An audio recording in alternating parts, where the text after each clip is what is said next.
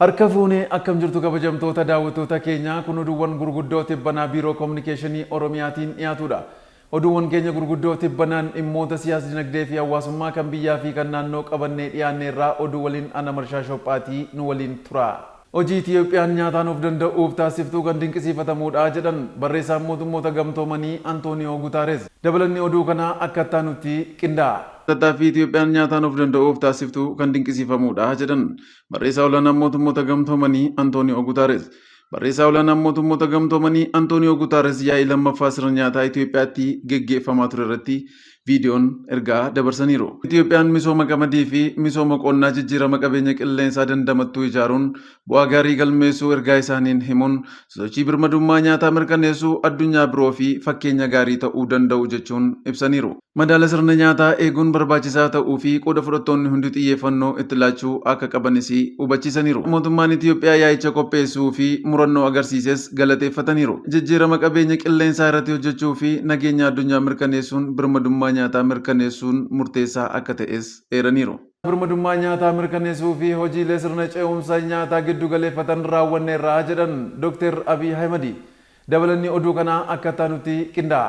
Yaa'ii lammaffaan sirna nyaataa mootummoota gamtoomanii magaalaa Finfinneetti geggeeffamee jira. Birmadummaa nyaataa mirkaneessuu fi tarsiimoo fi maammata ifaa ta'e bocuun hojiilee ce'umsa sirna nyaataa giddu galeeffatan raawwanneerra jedhan Ministeerri Muummee Federaalaa Dr. Abiy Ahmed haasaa yaa'ii lammaffaa sirna nyaataa mootummoota gamtoomanii irratti taasisaniin oomishaalee biyya keessaa jajjabeessuun kanneen alaa galan oomisha biyya keessaan bakka buusuu fi qonnaan bultoota sadarkaan jiran deeggaruun hojiilee hedduun hojjetamus yaa'icha irratti eeranii sirni nyaataa hammataa fi waaraa akka ta'uu fi hojjenneerra jedhan. Imaammanni nyaataa Itiyoophiyaan hojiirra oolchite qooda fudhattoota hundaa kan hirmaachise ta'uu kaasanii sirni soorannaa lammiilee akka fooyya'u, sirni nyaataa madaalawaa fi birmadummaan nyaataa akka mirkanaa'u hojiilee jajjaboon hojjetamus Dr. Abiyyi dubbataniiru. Sagantaa maaddii guutuun bu'aan baadiyyaa fi magaalaatti argamee daran jajjabeessaa akka ta'e eeranii waadaa sokotaa fi wixineen nyaataa biroonii hojiitti hiikaman jireenya miiliyoonotaa jijjiiruus Dr. Abiyyi ibsaniiru. Sagantaa shaaraa magariisaanis hanga ammaatti biqilaan faayidaa olaanaa qaban biiliyoonni 46 ol dhaabbachuu ifoomsanii Itiyoophiyaan deeggartootaa fi qooda fudhattoota waliin ta'uun sirna nyaataa addunyaaf sodaa ta'aa jiru furuu fi tattaaffii taasiftuu cimsitee akka itti fuftu Ministeerri Muummee Federaalaa Dr. Abiy Ahmed hirmaattota yaa'ichaaf kan mirkaneessan torban kana keessa. Manni barnootaa sadarkaa lammaffaa Bashaashaa waajjirri giiftii duree ijaarsisee eebbifameera. Dabalata oduu kanaa gaaddisee ittaanaa akka taanutti qindeessiteeti.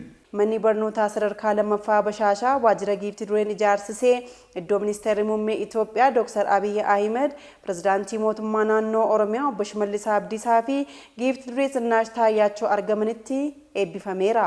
Hospitaalli hunda galeessee addaa yuunivarsiitii Salaalee hojii ijaarsa keessoo babal'isuu meeshaalee ammayyaa yaalaa guutuu fi dijitaalessuu birrii biiliyoona 1.8 hojjetamaa ture tibbana eebbifameera. Dabalanni oduu kanaa akka taanutti qinda'a.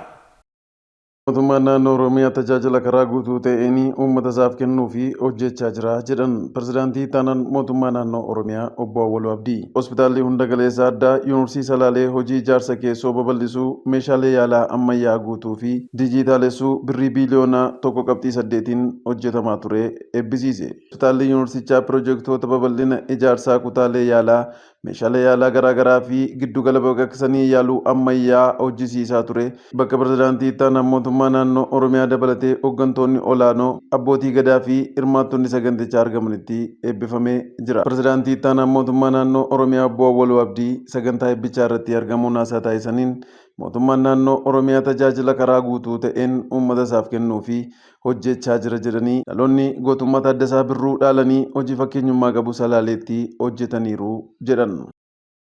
Kanaan ijaatti hospitaalota 120 bu'uuraalee fayyaa 1400 ol jiran keessaa hospitaalli waliigala Salaalee adda ta'uu ibsanii mootummaan hospitaala hunda galeessa Salaalee giddugala tuurizimii fayyaa gochuufis hojjechaa jira jedhan.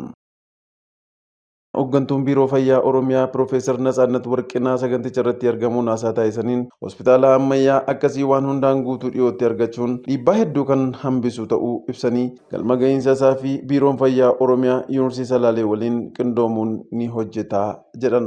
Naannoo Oromiyaatti hojii waaltessuu qindoomina foorumii miidiyaaleen hojjetameen odeeffannoo naannichaa sirnaan hoogganuun danda'ameera jedhan. Hoogganaan biiroo kominikeeshinii Oromiyaa Obbo Haayiluu Addunyaa. Dabalata oduu kanaa gaaddisee ittaanaa akka taanutti qindeessiteetti. Biiroon Kominikeeshinii Oromiyaa odeeffannoo naannichaa bulchuu maqaa naannichaa roga gaariin ijaaruu amantaa uummanni mootummaarraa qabu guddisuun fayyadamummaa uummataa roga hundaan mirkaneessaa riqicha mootummaa fi uummata walitti fiduu ta'ee tajaajilaa jira. Keessattuu hojii qindoomina foorumii miidiyaalee fi quunnamtii uummataan hojjetamee injifannoo naannichatti argame balballoomsuu, odeeffannoo waaltessuu akkasumas seenessa waloo ijaaruu, odeeffannoo sobaa qolachuu fi hojii dudhaa ganamaatti sabicha deebisuu fi hojjetameen bu'aa jajjabeessaa argamsiisee jira. Haaluma kanaan foorumichi raawwii hojii bara 2017 magaalaa Adaamaatti qorateera. Hoogganaan Biiroo Kominikeeshinii Oromiyaa obbo Haayiluu Addunyaa saganticha irratti argamuun haasaa taasisaniin hojiin qindoominaan hojjetameen odeeffannoo naannichaa sirnaan hoogganuu fi waaltessuu kan dandeessu ta'uu ibsaniiru. Gama biraatiin ciminoota raawwii hojii bara 2017 keessatti mul'atan caalaatti itti fufsiisuu fi hanqinoota mul'atan maqsuun karoora hojii bara 2018 bu'aa caalmaa galmeessuuf qindoominaa fi xiyyeeffannoon hojjetamuu akka qabu obbo Haayiluun dhaamaniiru. Itti aanaan hoogganaa Biiroo Kominikeeshinii Oromiyaa obbo Sheetuu Sirneessaa gama isaaniin haasaa taasisaniin naannichatti hojii miidiyaa fi kominikeeshinii qindoominaan hojjetameen injifannoowwan gama hundaan naannichatti galmaan uummanni hubatee tumsa barbaachisu akka taasisu gochuun akka danda'amu ta'uu kan ibsan torban kana keessa. Hooggantoonnii fi hojjettoonni Biiroo Kominikeeshinii Oromiyaa biqiltuu ashaaraa magariisaa duulaan dhaabaniiru. Dabalanni oduu kanaa akka taanutti qinda'a. Hooggantoonnii fi hojjettoonni Biiroo Kominikeeshinii Oromiyaa biqiltuu ashaaraa magariisaa duulaan dhaaban. Hooggantoonnii fi hojjettoonni Biiroo Kominikeeshinii Oromiyaa duula ashaaraa magariisaa ni magaalaa Bishooftuutti biqiltuu dhaaban.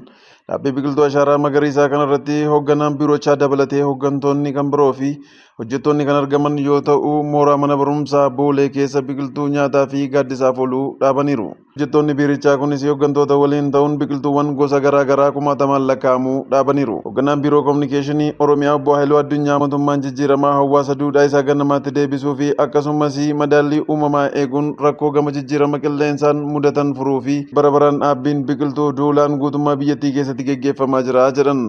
Aadaa uummanni Oromoo duulaan biqiltuu dhaabee kunuunsuu kan deebisee ta'us dubbataniiru. Dhaabbiin biqiltuu kun madaala uumamaa eegee wabii nyaataa mirkaneessuun cinatti bu'aawwan hedduu kan buusee fi carraa hojiis kan uumedha jedhanii hojii hojjetameen milkaa'inni argame kan biyyoota biroo fi fakkeenya ta'e ta'uus obbo Haayiluun dubbataniiru. Biiroon Kominikeeshinii Oromiyaas galma ga'iinsa hojii ashaaraa magariisaa fi hojii kominikeeshinii sirnaawaa hojjechaa turuu fi bara kanas hooggantootaa fi hojjettoota biirichaa waliin biqiltuu nyaataaf oolan dhaabuu ibsanii kan dhaabnes kunuunsuu qabna obbo Haayiluun dhaamaniiru. Hojjettoonni dhaabbii biqiltuu ashaaraa magariisaa duula guyyaa tokko kanarratti argamanis dhaabuu qofti galma waan hin taanee fi kunuunsuun gahee keenya ni baanaa dubbatanii ol guddattootas ni barsiisaa jedhan. Daawwattoota keenya oduuwwan keenya gurguddoo tibbanaa kanarraaf qabannee dhiyaannee kanumarratti xumureerra. Odeeffannoo dabalataa fi fuula yuutuubii biiroo keenyaa sabiskiraayibii godhaa akkasumas fuula feesbuukii, tiiktookii, teelegiraamii fi kallacha Oromiyaa hordofaa isiniin jecha torban oduuwwan kan biroon hanga walitti deebinutti nagaan nuuf turaa torban gaarii isiniif haa ta'u.